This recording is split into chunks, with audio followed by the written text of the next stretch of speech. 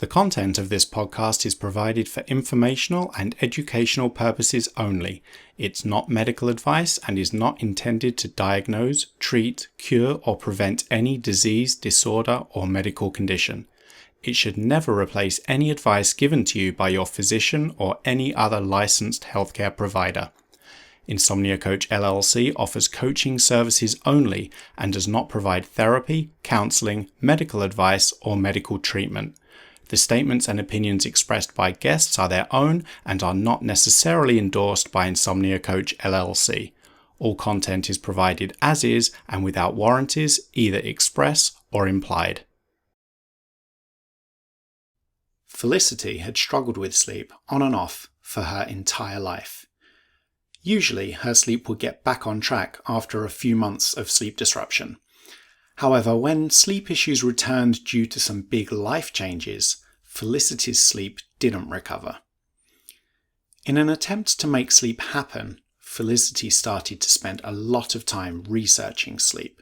She gave up coffee. She experimented with medication and supplements. She even booked herself into hotels because sleep seemed so impossible in her own bed. Fortunately, Felicity was able to get her sleep back on track and change her mindset about sleep by implementing behaviors that created better conditions for sleep. She practiced self-care and did things that helped her continue to move toward the kind of life she wanted to live, independently of sleep. Felicity did get frustrated with her progress. She felt improvements were not occurring quickly enough. However, because she committed to techniques that help set the stage for sleep, and because she was ready, willing, and able to explore her relationship with sleep, Felicity's sleep did improve. Perhaps most importantly of all though, Felicity's entire mindset around sleep changed. She stopped identifying as an insomniac. She started to be kinder to herself whenever difficult nights occurred, and she learned that sleep doesn't require any effort and doesn't respond well to effort. Sleep is no longer something that gets in the way of Felicity's life. She lives her life independently of sleep, and as a result, she is sleeping well and living well. A full transcript of this podcast and an accompanying video can be found at insomniacoach.com/podcast. Hi, Felicity. Thank you so much for coming onto the podcast today. Thanks for having me. It's great to have you on. Let's start right at the beginning, as always. Can you just tell us when your problems with sleep first began and if you've got any kind of idea what triggered that sleep disruption? Yep. So I've had issues on and off with sleep my whole life. So I found on your podcast, there's two types of people. There's the people who've had a short-term kind of event that's created their insomnia, and then there's the other people like me who've kind of struggled with it on and off your entire life. So I identified with that. I remember as a young kid, we had a family holiday house. All the kids slept in the same room, just staring at the ceiling, being irritated by little noises. And then, I've had during university exams or moving house or having, sleeping in hotels, I've always struggled a bit with having short-term insomnia, but it always recovered itself. In my mid-20s, I went through a period of about 3 or 4 months of having insomnia, and that was after my pop passed away and I moved in with my grandma, and it was a hard time for our family. But that passed, and I was pretty much, I guess, symptom-free, if you wanted to use that word, for about 8 or 9 years. And then the pandemic hit last year, and I was actually moving to the US in the March of last year, and I was literally ready to go the next day, had sold up, packed up and everything, and then I decided not to go because it was so unstable, and the situation in the US wasn't looking good. So I ended up moving in with my parents, and luckily my job took me back, and I slept absolutely amazingly living with my parents, like in my old bed. But I wanted a life change, and Australia is a big country. I was living in Victoria, which is in the south, and I thought I can still have a new adventure. And I'd asked work if I could move to Queensland, which is at the top of Australia. It's got a better climate. It's got good beaches and everything. And the way they've handled the pandemic here is they've shut state borders. So the state I'm in, Queensland now, still has its border shut to half of Australia. So I was waiting until the border opened for Queensland, but I saw the situation was getting worse in my home state. And I thought, I'm not getting stuck here any longer. So I packed a suitcase and I literally flew out to Sydney the next day. And over the next 12 weeks, I worked out of hotels. I lived in 12 hotels, I think. I was monitoring the situation every single day, waiting for the border to open in Queensland. And I didn't really know where I was going or where I was going to end up, but it came back pretty much straight away when that started. I didn't let it worry me too much because I knew that I was in a high stress situation. But then when I settled in Brisbane, which is the city I live in now, I expected it all to go away because a lot of the stress had gone away, but it didn't go away. It just continued on, and I was trying to ignore it. And I thought that I was settled, but in reality, I was in a new city. I was in a new office. My relocation wasn't actually approved. So that was a little bit of a thing with work. And then I decided to get on the dating apps. So I was out living my best life, drinking and having a good time and pretending I was 25 again. And it wasn't improving at all. And then consequent kind of things that have happened over the last 12 months were just perpetuating it so bad that's when I ended up reaching out to you. Yeah. So what were those nights like more recently when you did that relocation and you found that those sleep issues returned and they seemed to be a bit more stubborn this time and not be going away? Like what was there a typical night? Was there an average night? I've gone everything from going to sleep instantly and waking up early to spending hours trying to get to sleep but being able to sleep in but waking up a lot. I've kind of gone through the full gamut. But during that time, it was that I would go to sleep pretty fast and I would waking up multiple times. So I was just accumulating sleep debt. And one of the other times I've had insomnia in the past, I got very depressed because of it. I was so when I got it this time, I was determined not to do that. So I still was out. I never canceled any social things, but it just wasn't helping. And I think the going to bed at midnight one night and 8 p.m. the next night, obviously that wasn't helping either. But it was just those early morning wakenings and just the constant aching of my legs and headaches. And but also I came from a city where it's like a late night, late morning place to living here where the sun rises at 4:30 in the morning. So my normal sleep was I'd go to bed at 11 and I'd get up at 7. But then here I'm going to bed at 11 and then I'm waking up at 4:30 and it's broad daylight. And so I was almost in this jet lag state. And then I can't get back to sleep when it's broad daylight. It's just like against your body clock. But I go to bed at like 8:30 now. So I've adjusted, but yeah. So back before you kind of reached out to me, what kind of things were you doing? Anything, when you moved, you relocated, this insomnia came back, the struggle seemed to happen again. What kind of things did you try to do or to change to try and fix the situation that now you're able to look back on it probably weren't that helpful? So I gave up coffee, which I loved and still love, and also didn't drink excessively. I would have like 1 in the morning. I was on an endless research project to the point where I was like studying brain scans from scientific studies, and I was research. And obviously, when you read that having insomnia is going to give you basically every degenerative brain disease there is, that doesn't help. I would avoid sleeping in my own bed. So I would like book hotels a couple of kilometers away from me just so that I didn't have to sleep in my own bed, or I'd go home to see my mom to sleep in that, I call it the magic bed, where I had 9 hours sleep every night. Oh, what else did I do? Going to bed early, going to bed late. And then I tried all the herbs. I tried sleeping pills. So they don't work. So every little thing I tried that I mentioned worked briefly. And then it stops working. So the herbal ones, and then I even tried antidepressant medication, even though I don't have depression. And what I found with that was that rather than having racing thoughts, I just had no thoughts, but I still wasn't getting to sleep. So I just tried. And then during my recovery, I've gone through phases of wanting to sleep in the same bed as my partner, to not wanting to sleep in the same bed as my partner, to just so many different little vices that I tried, and they just had this short-term or no effect. And when I moved to Brisbane, it's actually really hard to get sleeping medications and stuff in Australia.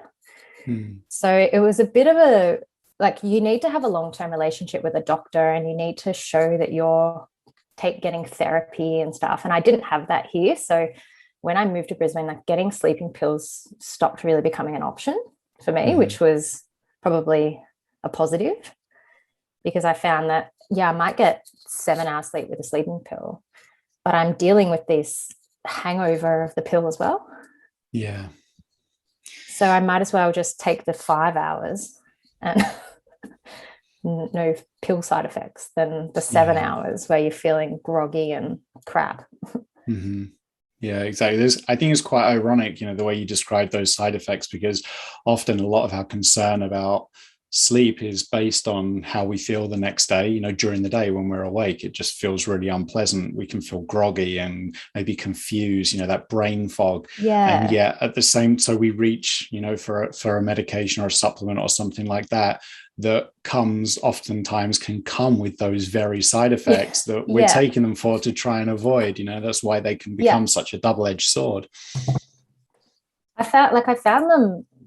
I used to suffer from really bad jet lag. So I might get somewhere in a really different time zone, and it might take me a week of my holiday to recover. And I found that one time I did take sleeping tablets, and it was just like a game changer. I took them for a couple of nights and I was back.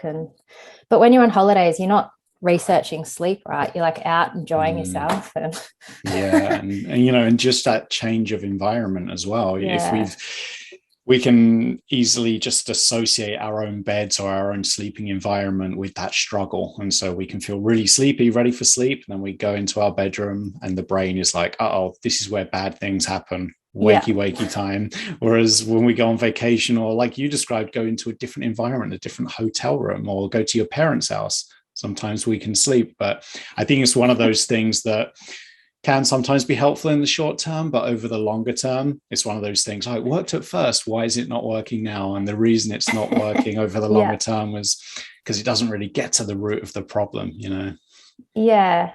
Well, actually, all of my things failing, particularly the hotel one, was the most stubborn, because that was something that I was doing a lot, which is quite expensive, as you can also because I don't like any noise or any traffic noise, or so I'm like, you have to go 5-star basically to get that. But during my kind of recovery, the more that stuff stopped working, I think the closer I was to coming good. Because I thought the first night that I couldn't sleep in a hotel, I was like, oh, well, that's gone now. I might as well persist with my own bed. Yeah, that's a great way of looking at it. And I think we've opened this discussion really well, because I think a lot of people are going to identify with different aspects of everything you've described. So we've got a lot of people can recognize that they would sleep on and off, have some little patches of sleep difficulties over for as long as they can remember, whereas other people don't. They're like, this insomnia just strikes. Both are equally normal, so to speak.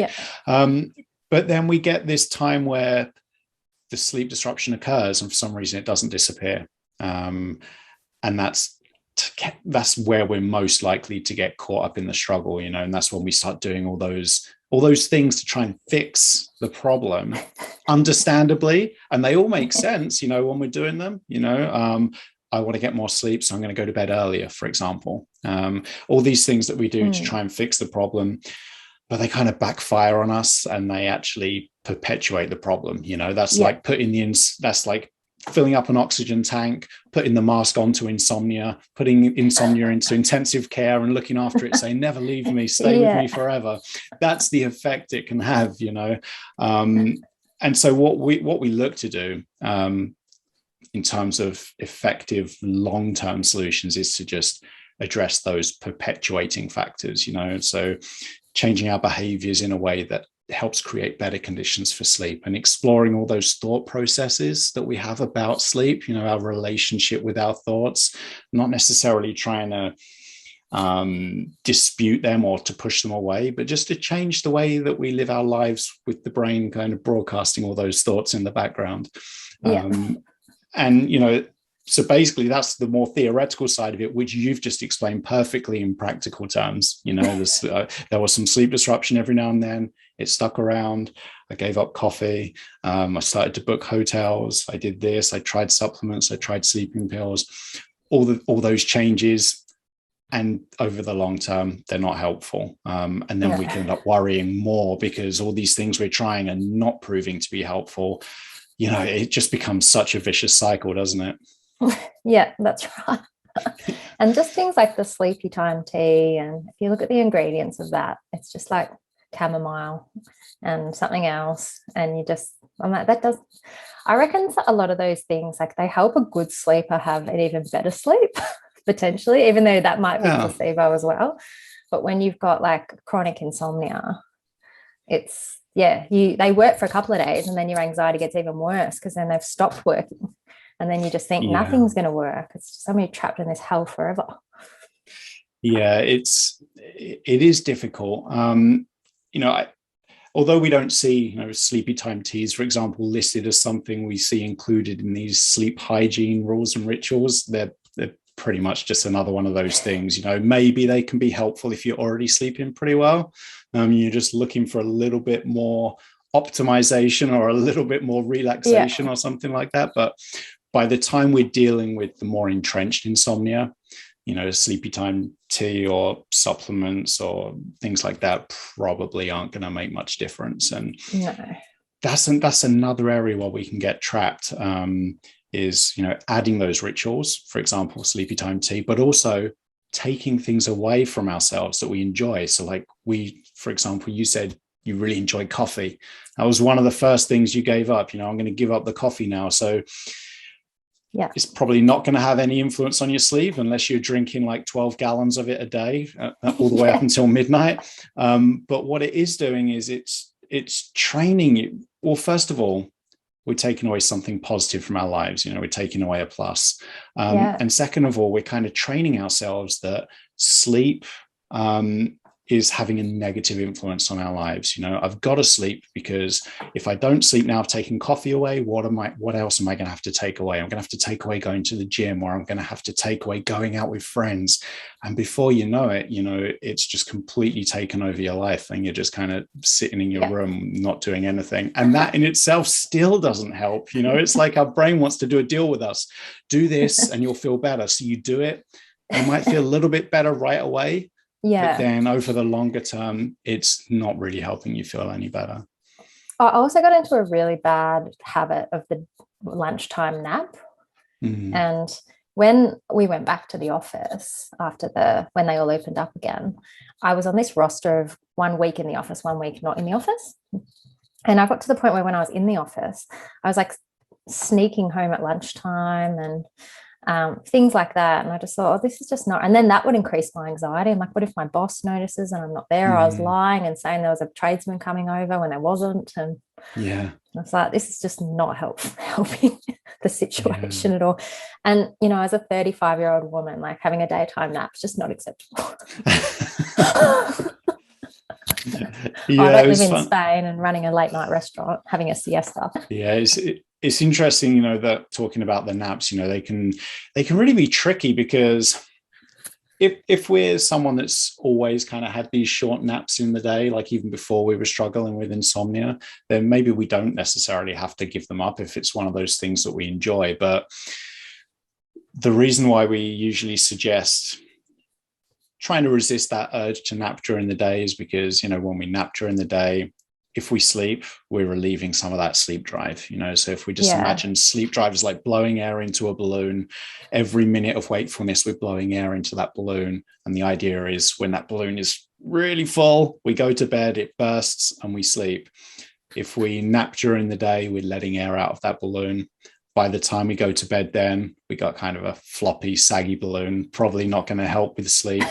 But then if we try to nap because we've had some bad nights, going through a bad patch of sleep, not got any sleep, and then we still don't sleep, then we get even more worried because now I can't even nap. So what is going on? Then you put your focus on the nighttime sleep. You have to get that good sleep, and then you don't. Yeah, exactly. And where we can get tripped up, then I think where I see people with chronic insomnia often getting tripped up is in terms of the daytime naps. Is people with chronic insomnia nap because they want to sleep. They're desperate for sleep. They want sleep to happen. People without chronic insomnia nap because they're sleepy. They're actually finding it hard to stay awake.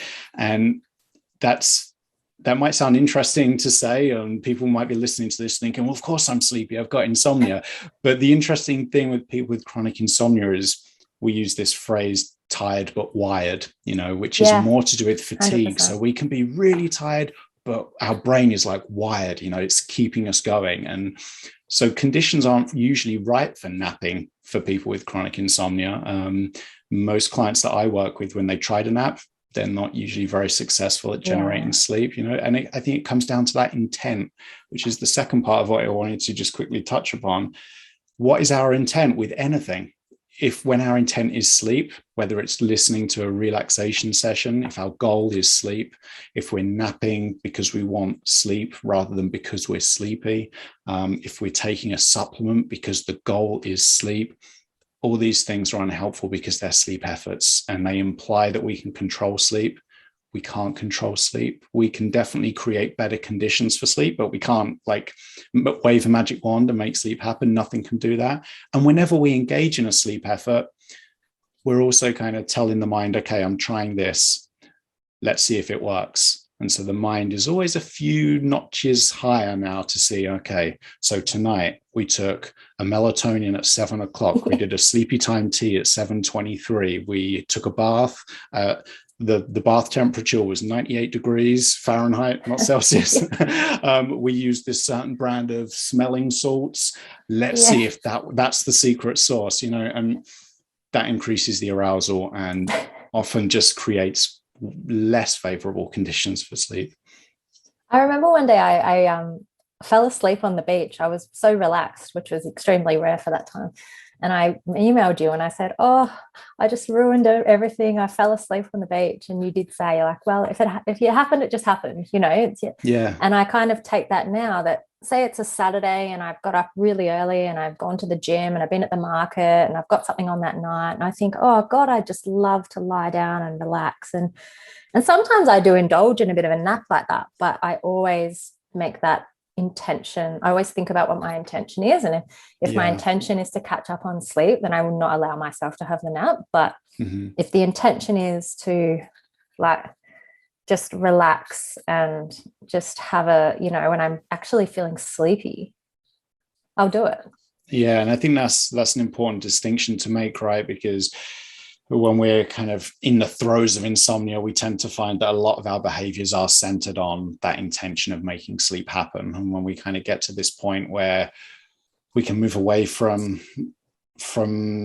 those sleep efforts, that attempt to control sleep, that attempt to make sleep happen, we can definitely start engaging in some more experiments and becoming a little bit more relaxed around it. As our mindset changes, our behaviors can also change. And like you said, I think a lot of it does just come down to our intent. And all of these techniques that I talk about on the podcast and when I'm working with clients, these aren't necessarily things that we're looking to be implementing for the rest of our lives.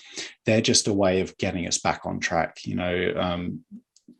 being aware of how our behaviors can influence sleep, and how our relationship with our thoughts can influence sleep. Once we've got that knowledge under our belt, we typically start to sleep a lot better or feel a bit more comfortable about our sleep. And then we can start, what's the best term for it? Just getting back to, not having concern about sleep rule our behaviors. But we've always got those skills in our back pocket. So if ever we find ourselves struggling again, we can just kind of pull them back out and just start implementing them again. Yeah, 100%. And you do over and over and over again. Yeah. Even on a weekly basis, you're pulling out the techniques just to bring you back on track, and just always having that. Another thing you said to me was that you've never seen a unique case of insomnia. Yeah. And I just thought that I found that so helpful, that if you could basically see an improvement in everyone, even some of the people you've had on your podcast have been suffering with insomnia for like 20 years. Mm-hmm. And I thought, if someone like that can, I'm like, number one, I'm like, how terrible that they didn't have the treatment options available to them.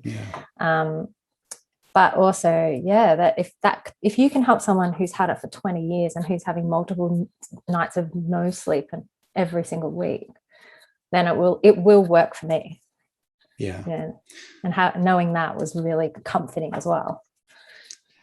I think it is comforting, because especially if we're going back to what I was saying earlier, if you're one of these people that have never struggled with sleep disruption before, and then suddenly it just appears out of nowhere and it just seems to stick around, it can be really worrying. You can easily believe that there's something uniquely wrong, that you are the only person with this issue.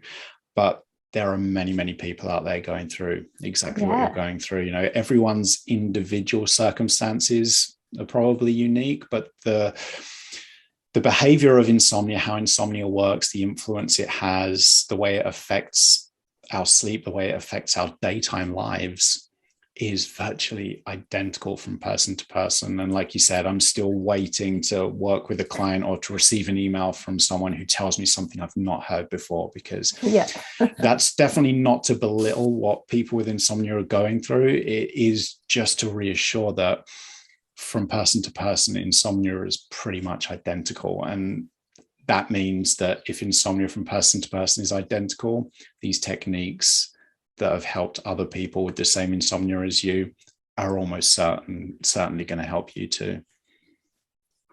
Yeah. So let's talk about some of these techniques. So we got a lot of the background stuff and out of the way. When we were working together, let's start with like the behavioral change side of things. What kind of new behaviors did you implement and find were particularly helpful for you? By far the most helpful technique, and it's something that I practice now, was the stimulus control. So the getting out of bed, just to break that stimulus or break that association of frustration with the bed. Mm.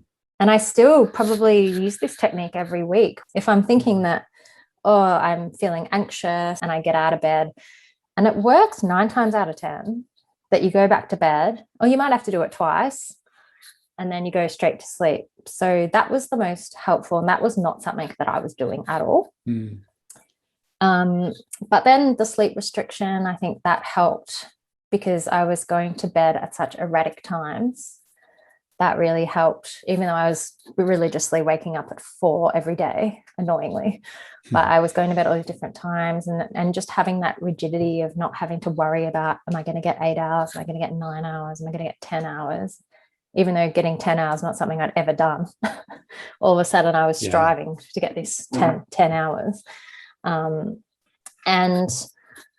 So probably I noticed kind of small changes every week, and this is something we were going to talk about how I didn't see instantaneous results, which is what I like, and my personality as well is, and I've got friends who are in similar roles to me. So I'm in sales, which is already like a stimulating job. You're doing sales, you're losing sales. I run a big team of 30 people.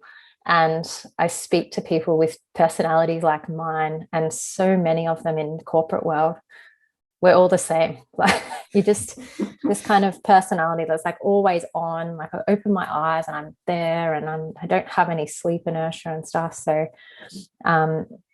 I Yeah, so probably just getting that, not having to worry about that timing of going to bed and getting awake and waking up, like knowing when I was getting up, that alleviated a bit of the anxiety of it, because I wasn't striving for sleep anymore. I was just saying, well, I'll get this much sleep or I won't, and I'm going to get up and enjoy my day. And I expected really quick results. I saw small incremental improvements every single week. And I was on your forums thinking, why haven't I had this magic cure that some of your other guests, this is probably just my assumption because you make an extraordinary number of assumptions as well when you have insomnia, is that the program worked in 6 weeks for some people. I'm 5-6 weeks in, and I might have gone from say 4.5, 5 hours to like 5 hours and 45 minutes or 6 hours, but I was still, I'd expected the miracle cure. I wanted fast results. Normally, if I don't get results in something, I just fail fast, move on. But this was not the technique that I could use. I had to persist. I had to have faith, and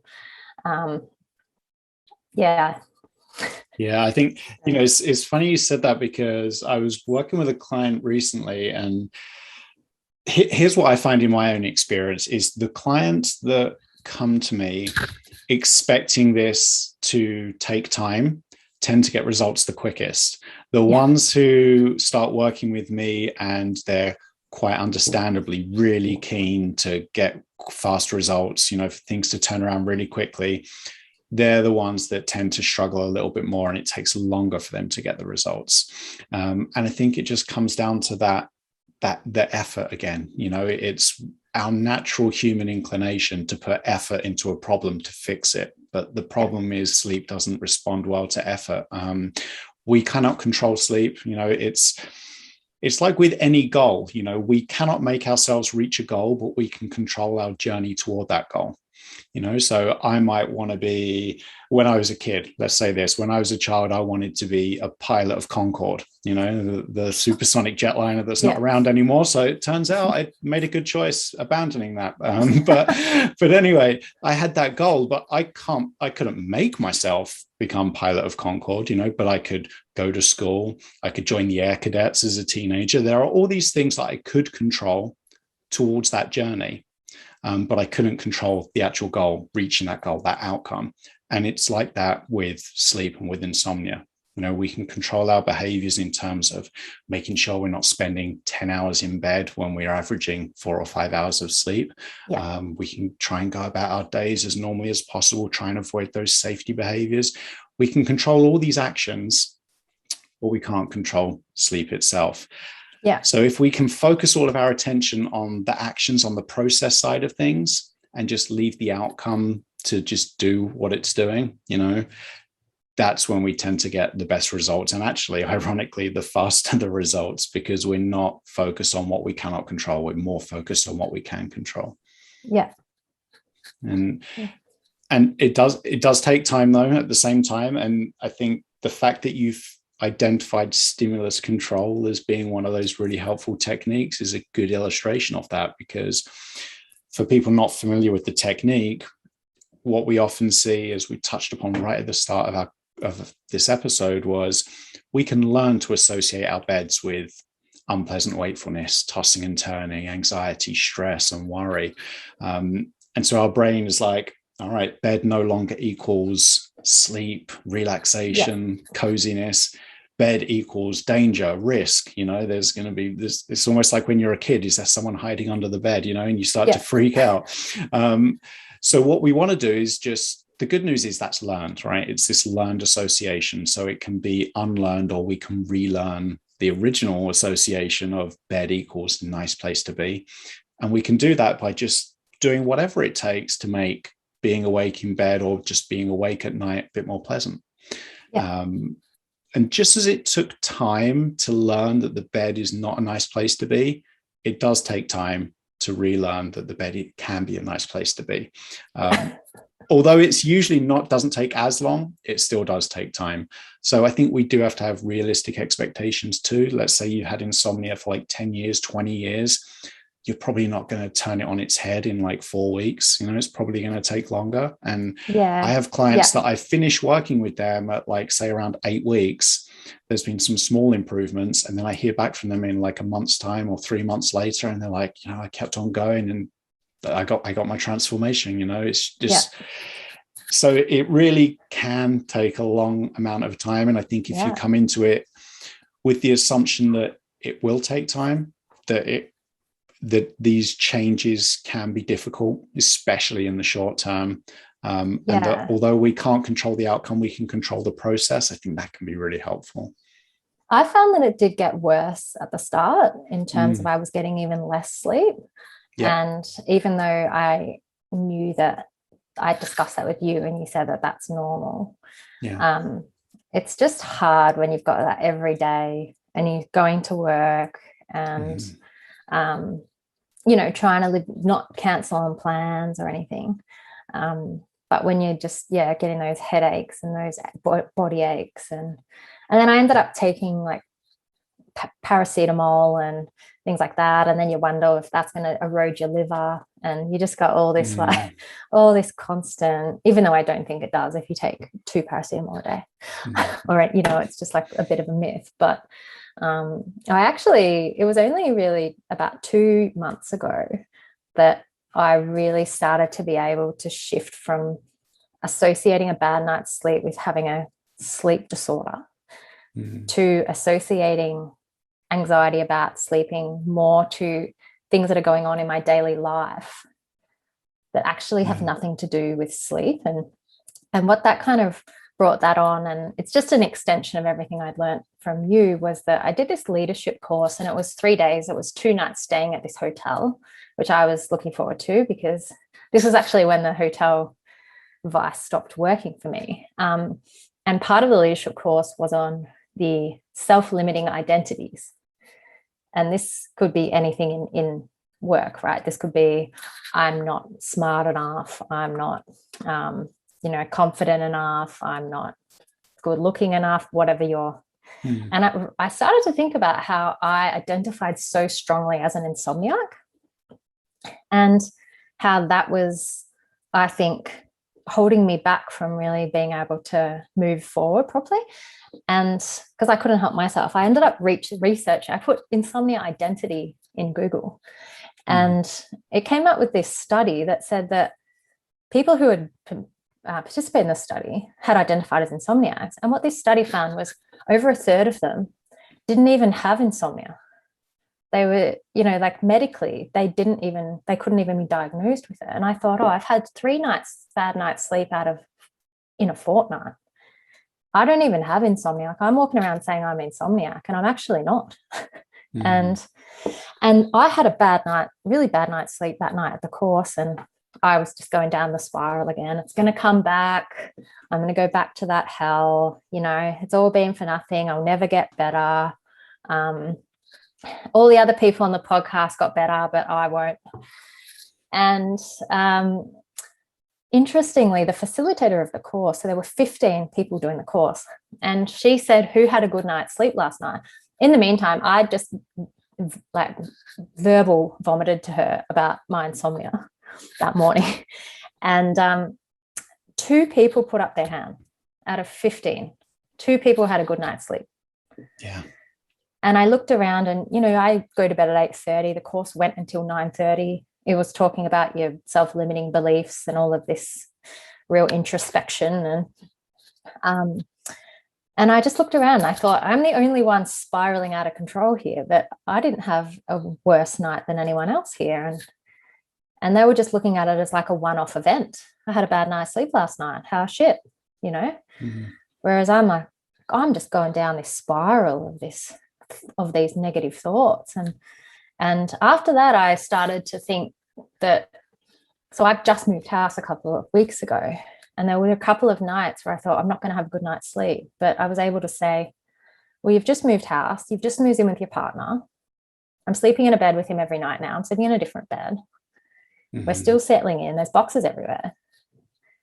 Yeah, you might have a bad night's sleep. You probably will. Yeah. But it'll pass, just like it has the other times. And even if it does, it's not a permanent thing. And now that I've had that mental thing that I've like recovered from my sleep disorder, you know, I can really dissociate that from any anxieties that I'd be feeling in the day. Yeah, I think that's a really interesting topic, you know, how the role of insomnia identity plays into everything. You know, there was a study that I recently read, and it found that people that identified as insomniacs, you know, that in itself was more predictive of what we call daytime impairment, you know, more difficult days than poor sleep was. So just to repeat that, just having that insomnia identity was more predictive of daytime impairment than how you sleep. So I think there's definitely something to, you know, having this identity, which we naturally, as human beings, we're going to form that identity, especially when we've had insomnia for long periods of time. But that means that it's like this lower hanging fruit that maybe if we can tackle that and give ourselves a new, more helpful, more constructive identity, that can be helpful. I kind of associate to think of it as a bit like, say, if you've had a history of a bad depression and you have one bad day where you had a shitty day, you think, oh, my depression's coming back. Whereas with me, I'm like, I had a bad day, I'm going to get a pizza, I'm going to get some chocolate, I'm going to, you know, watch Netflix and think about my, you know, drown my sorrows in this ice cream, and tomorrow I'll have a great day. I don't think of it as anything that's going to stick around. And I'm trying to think about that a bit like, you know, looking at insomnia like that. Yeah, I had a bad night's sleep. It was just a bad night's sleep. Yeah. And that's the thing. I think, especially if we can remember a time in our past when we had some sleep disruption and it didn't really affect us, but all of a sudden now it is. Often it does come down to, you know, our interpretation of what it means to have those difficult nights. Back in the past, maybe insomnia didn't stick around precisely because we didn't really pay much attention to having some difficult nights. But of course, you know, we're all human. When those difficult nights stick around, then we are going to start to get a bit more worried about them. And then that can feed into that negative cycle. But really, all these thoughts mean, you know, I think we need to recognize that all these thoughts, whether they're constructive or not, they're all just our minds looking out for us. You know, so when the mind's like, if you don't sleep, tomorrow will be awful, you might lose your job, you're going to get fired, you're never going to make it through your day, you're going to be a bad mum, you're going to be a bad teacher, whatever. These are all our brain looking out for us, being like, it's like having that really overly enthusiastic, really intense friend that's just always calling you up. How are you doing? How are you doing? How do you feel about that? Just over and over. And our minds are like that. Our mind is trying so hard to give us the best life possible that it's actually getting in our way. So we can't control those thoughts, you know, because our brain is always going to want to look out for us. None of us would be alive today if it wasn't for our brains wanting to look out for us. But where we can make a difference is, you know, how we respond to those thoughts. Do we let those thoughts take over all of our actions and all our behaviors and kind of move us away from the life we want to live? Or do we recognize those thoughts as, thanks, brain, you're looking out for me. Doesn't make me feel good, but I realize you're looking out for me. Taking a step back, maybe you're taking a moment and then deciding how to respond. Are you going to respond in a way that kind of moves you away from your values? You know, I'm going to cancel that night out with friends, or are you going to still go out with friends, live according to your values, even with that megaphone in the background, your brain looking out for you? Yeah. There was one podcast you did, Celia, and she really I resonated with her, and she was someone who'd had sleep issues her whole life. And she said a couple of things that really resonated with me. The first one was that her husband says to her, but things are so much better than they used to be. And I think about that all the time when I'm like, oh, I've had a couple of bad nights, which is fewer and far between now. I always think, but there's so much better than it used to be. And the second one she said was that she had an obsession with being cured. So this program is going to cure me. And once I let go of that, it was funny that day that you released the podcast with Celia, because I'd had quite a bad run of a couple of nights, and then I woke up and I looked at my phone, and I think you'd sent an email saying that there was a new podcast and with Celia, and I thought, oh, I'll listen to that. And yeah, just so many of the things she said was just like that serendipitous timing where, but the obsession with being cured, I kind of let go of that because I thought, I've had this for so many times, or I've had memories of this sleeping stuff since I was about 8 years old. Like, I'm never going to be cured. It'll probably come back at some point, or, even in a short-term capacity. But I think the way that I react to it is going to determine whether it sticks around for a couple of days or a couple of months. Yeah, exactly. What I really liked when I was talking to Celia was she just completely changed her mindset, and she was just like, look, there is no cure. She just changed her mindset to that. Look, there's no cure. And what I liked about that was, I think she had framed it in a way that was like, look, there's no cure to sleep disruption from time to time. It's just going to affect, it affects every human being on the planet. It's going to affect me from time to time. There's no cure for that. We cannot eliminate every single potential trigger for sleep disruption. There's probably like 10 billion of them, probably more. We can't live our lives just trying to eliminate all those potential triggers. But what we can do is make sure that we're not going to kind of feed them. We're not going to be that oxygen tank for the insomnia to stick around for longer than it needs to.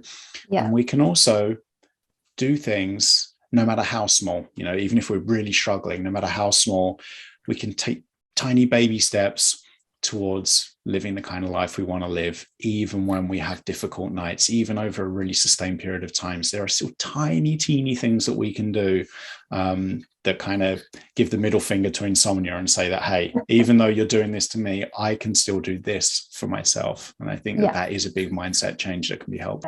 And I think, if I'm going to have a job where for 9 hours a day, it's full on like stimulating, then I need to balance that out with other, and I think that's where I haven't done that in the past necessarily. And so I look at it more as like self-care. I don't look at it as things to stop the insomnia coming back. I just look at it as, well, I need to look after myself. And, otherwise I should get a more stress-free job, even though I don't know where that exists. But right. And then if I get a different job because of my insomnia, then we're just back at square one. Right? So right. Letting it rule your life again. Yeah, it can, it can be really easy to just to like end up getting kind of caught up in that trap again, right? Because it's so easy to just suddenly be like, well, I think what it is because our brain is just so keen to look out for us. It's like, it's always going to have those statements to give us, like, oh, maybe if you stay home tonight, you're feeling pretty stressed, stay home tonight, you'll feel better and maybe you'll sleep great, and it's really easy to, sometimes those thoughts can be really helpful when we listen to them and implement what our brain is telling us, but sometimes they can't. So it's definitely a balancing act, and it can be tricky. And one of the things I see in clients that have really kind of made that transformational change is they're just less, what's the phrase to use, like less reactive to the thoughts, better able to recognize that all these thoughts going on in the mind are thoughts, and that we always get to choose how we want to react to them. And we can react in a way that's going back to values, because I think it's easy to illustrate. We can react in a way that's not really aligned with our values, or we can react in a way that is aligned with our values, even though our mind might be telling us not to go in that direction. Yeah, definitely. One thing that I did just quickly want to just circle back on, because I know it's something that you were also keen to talk about, was just, how this process can take time and that it is a journey. We're never going to change. We can definitely change our behaviors overnight, but we're probably not going to get results overnight. But changing our kind of mindset, that definitely usually takes a lot longer. Can you just tell us a little bit more about, what that process was like for you? I remember, I think you touched upon earlier that, it was, you were seeing like these incremental improvements over months and months, but Yeah. now it's only kind of like now more recently that you feel you've really hit that real turning point? So I first reached out to you about 12 months ago, and I started the program, and we kind of both decided that I should stop and wait until I was really ready to do it, because I was trying to do the sleep diary, but I was, in the midst of my little dating experiment. Um, and I had a lot of social things on that when in that 12 weeks that I was moving up to Queensland, I was on my own nearly the whole time.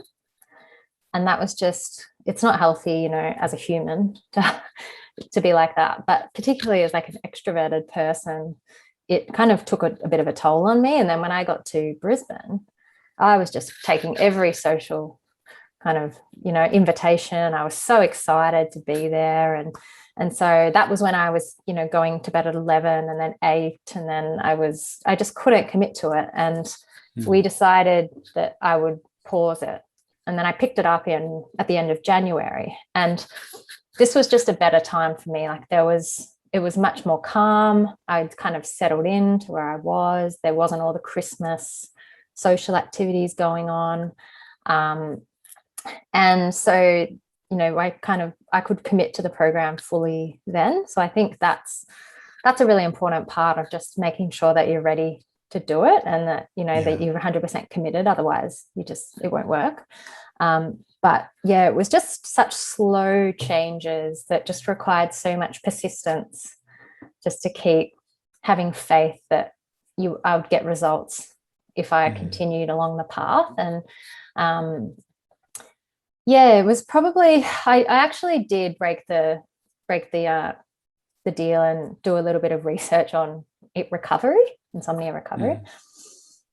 And that also helped me as well, because it really said that you're not really expected to have full confidence until probably 6+ months after you've done a period of I guess cognitive behavioral therapy and the sleep restriction. And I think that really helped me as well, because I thought, I am tracking to a timeline of the recovery that I was just expecting to be cured within the 8-week program.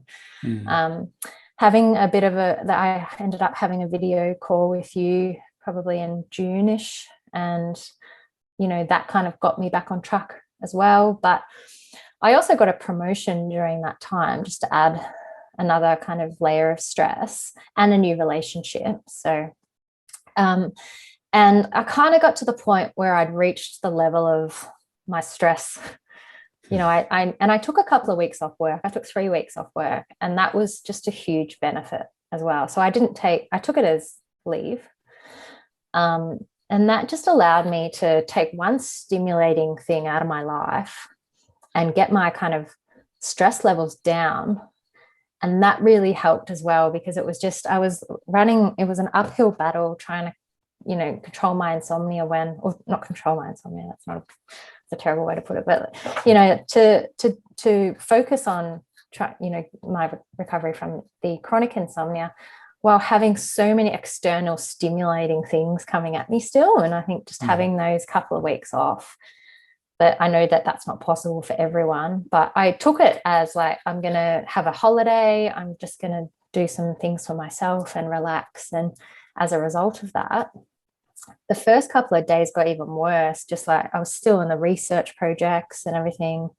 But then as, I started to exercise again, which is another thing I'd given up. Started to exercise again, and I started to just do more calming things, like having a few massages and stuff. And that kind of got my stress levels down to a point where I could, go back to getting up at the same time every day. And, that really helped as well. So, but it's still a work in progress, but I've just moved, and I haven't had really any bad. I've had a couple of slightly shorter sleeps, but I'm getting around the 7-8 hour sleep now.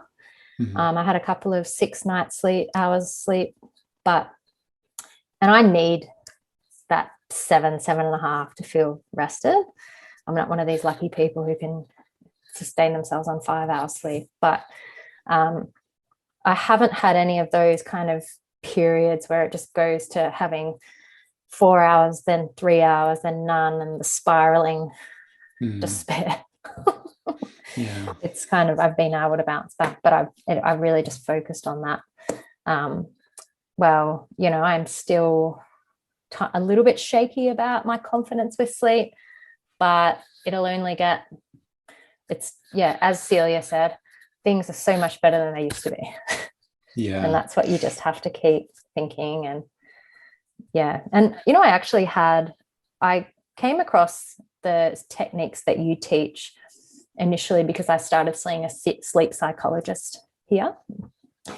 And I ended up going with your program because he became progressively, like, the ability to talk to you every day, that was huge for me. Just being able to say, oh, but you know, my sleep schedule is until 5:30, but what if I wake up at 5:10? Should I stay in bed another 20 minutes, or should I get up? Or what if I do this, or what if I do that? Or that was so good just to have that constant support, because what I found with my sleep psychologist, and this is just a wonderful thing about the pandemic, is that he became so busy because there was such a big increase in insomnia during the pandemic that I used to be able to get in with him once a week, and it got to the point where I couldn't get in to see him for 5 weeks at a time.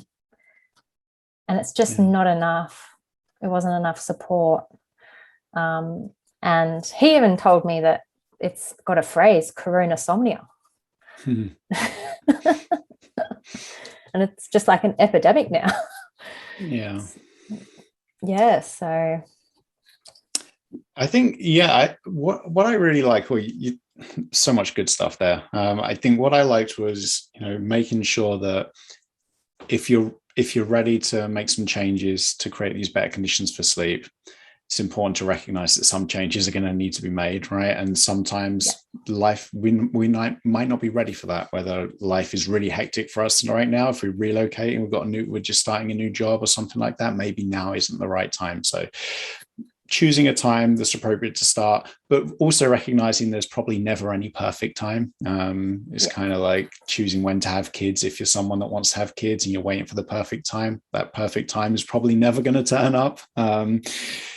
So just recognizing that it does require change. So am I in a place right now where I'm ready to make those changes and really commit to doing something new, something different? And then taking time off work, you know, I think that's one of these potential double-edged sword things, right? And I think it worked really well for you because you used it as a time to do good stuff, you know. So you started to get back into doing all the stuff that was aligned with your values, that made you feel good. You didn't spend all of that time just lying in bed. I need sleep, I need sleep, I need sleep, none of that, you know. And that's a trap we can fall into, you know. We think, oh, I'll take a couple of weeks off work. But then what normally happens is we just have a whole day of nothingness ahead of us. And when we got nothing to do, we're going to be probably less productive. The megaphone in our brain gets a bit louder, you know, because there's nothing else for us to be focused on. So that could be a bit of a double-edged sword. But it worked for you, like I said, because you filled it with your values, filled it with good stuff. And my partner, he actually lost his job. He finished up at his job because he was starting to study full time. So it ended up that we had this time off together, which we'd never really had. Yeah. So we could kind of do things together as well, that obviously he's not going to lie in bed all day. So that took that focus off that. We ended up going on a road trip. And nice. Yeah, so like you were using that time to basically live life, right? Which is way more important than sleep at the end of the day. When we're really old and we're looking back in our lives, we're probably not going to be thinking of all the great sleep we had. We're going to be thinking of all the great things we did when we were awake. And you know, and just the final thing you touched upon was, you know, this whole new label that we've got of Coronasomnia or whatever they're calling it these days. I think we just have to recognize that anytime something stressful happens, we're probably going to go through a period of sleep disruption, you know, and dealing with this pandemic is just another one of those things.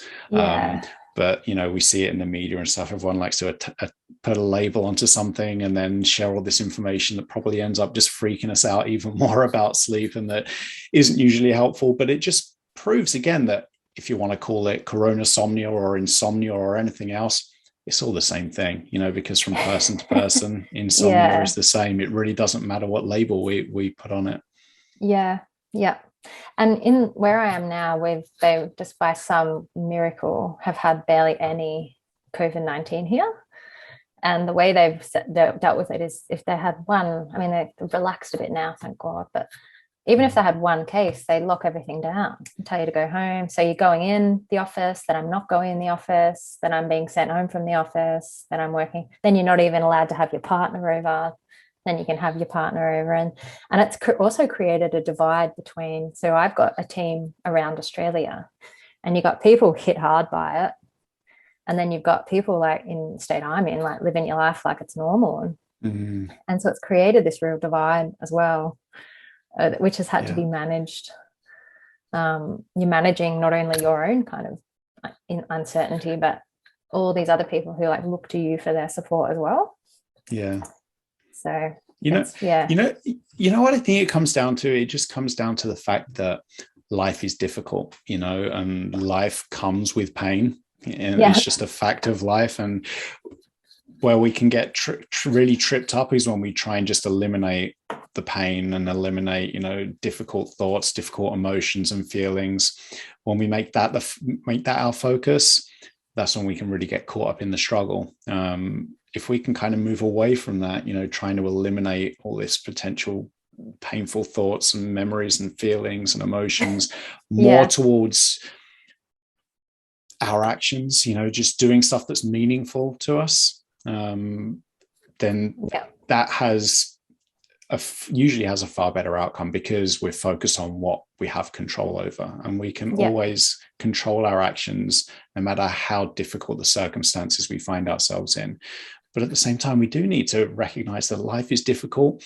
We have to make some time for some self-care too. Life isn't easy. There are difficult times, and many of us are really good at being compassionate when friends are going through difficulties. But when we're going through difficulties, we tend to tell ourselves off. You shouldn't be feeling this way. You're a failure. You should be doing this. You should be feeling What's wrong that. With me? Sometimes we need to turn this around and just imagine ourselves as our best friend. Well, what would I tell my best friend in this situation? What would I say to them? And sometimes just that in itself, giving ourselves that little bit of self-care can be helpful too. And when I went to the doctor and I said, I've got insomnia, and they say, what's your life been like lately? And I'm like, well, in the last 18 months, I've lived in 5 houses, 22 hotels. I've moved states.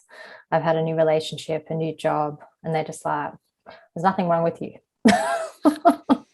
Right. Go for a run. I've had 3 doctors tell me to go for a run. There's nothing wrong with you. That's what they will say. I'm like, I had to start believing it.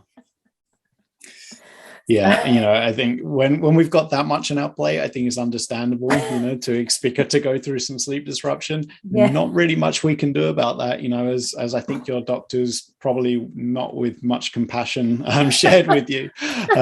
But it's when we kind of have adjusted to all these stresses, or they're no longer relevant and the insomnia is sticking around, that's when we can start to explore ways that we can create better conditions for sleep. But like you said, there's always going to be times of sleep disruption. There is no magic cure. There's no way of eliminating every trigger for sleep disruption.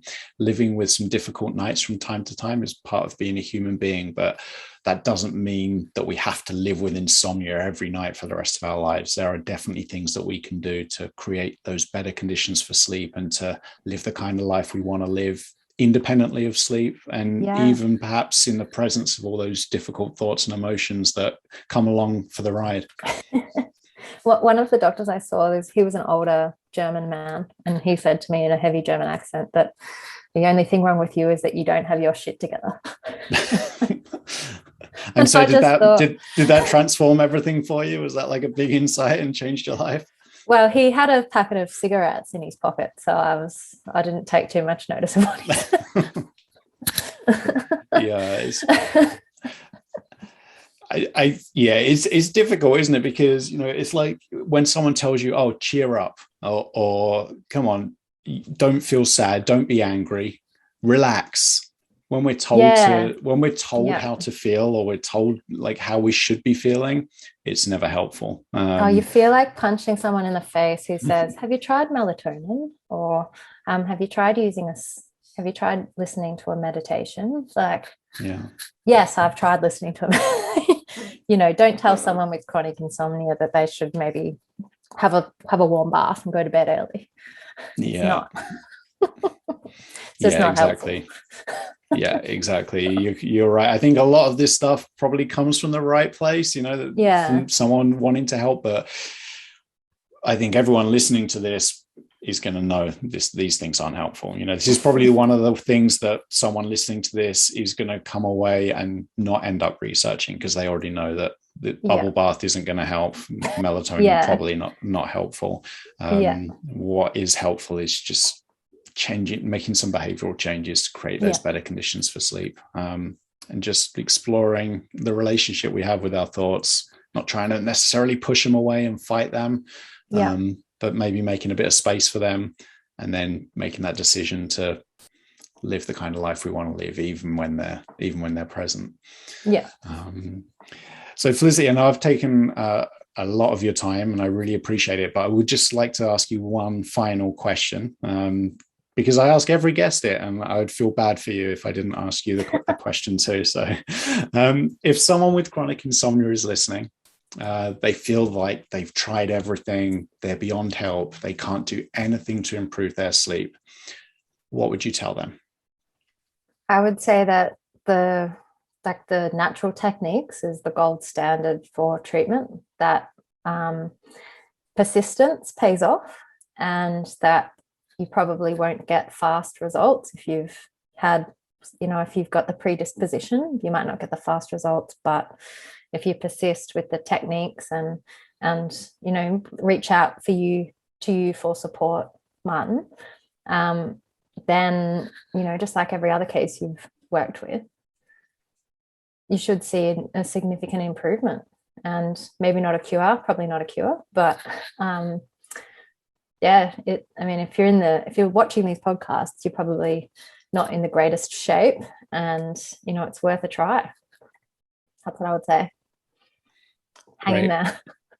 Great. I love it. Well, thank you so much again for taking the time to come out on the podcast today, Felicity. I know that this conversation is going to help a lot of people. Lots of people are going to identify with everything we've talked about.